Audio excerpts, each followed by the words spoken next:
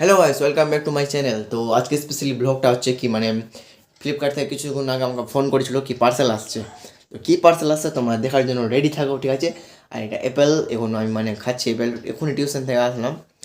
আর ওই জন্য খেয়ে হয়ে গেলো, দেখছি কী আছে অ্যাপেল, ফলের মধ্যে অ্যাপেল আছে, তো অ্যাপেলটা খেলি। আর একটু আগে আমাকে ফোন করলো ফ্লিপকার্ট থেকে কি পার্সেলটা আসছে, কী পার্সেল আসছে না আসছে সেটা দেখার জন্য তোমাদেরকে ব্লগটা দেখতে হবে। তো তোমরা ব্লগটা দেখে আর এনজয় না।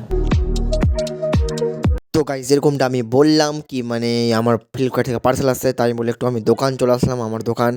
তো দোকানে এসে দেখছি আমার খিদে পেয়ে গেছে কিন্তু কিছু খাবারই নাই। তো তাই বলে চলে গেলাম পরোটা আনতে গোবিন্দ কাকুর দোকান। গোবিন্দ কাকুর তো থাকে না সেই সময় তার ভাই থাকে। তার ভাইয়ের নাম অবশ্য আমি জানি না। এই যে তার ভাই এখানে পরোটা বেলছে আর আমাকে বলছে কি এখন হবে না ভাই, অনেক দেরি হবে। মানে প্রচুর প্রচুর কাস্টমার আছে। ফুলবাড়িয়ার সব থেকে মানে ফেমাস পরোটা, মানে সত্যি বলি আমাকেও সেই লাগে, সেই লেভেলে খেতে লাগে।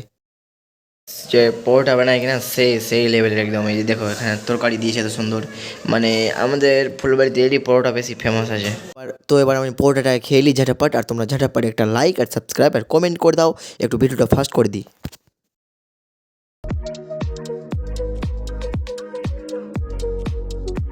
তারপরে আবার আমার কাছে কল চলে আসছে কি আই ভাই তোর পার্সেল চলে এসছে তোর স্কুলের সামনে, মানে তোর স্কুল বলতে গিয়ে আমার স্কুল।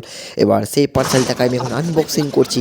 যেটা আমার কাকুকে দিয়েছিলাম ফোনটা ধরতে, সে ভালো করে ভিডিও শ্যুট করতে পারেনি, তাই জন্য একটু লম্বা করে ভিডিওটা শ্যুট হয়ে গেছে। তোমরা ভুল হলে ক্ষমা করে দিও।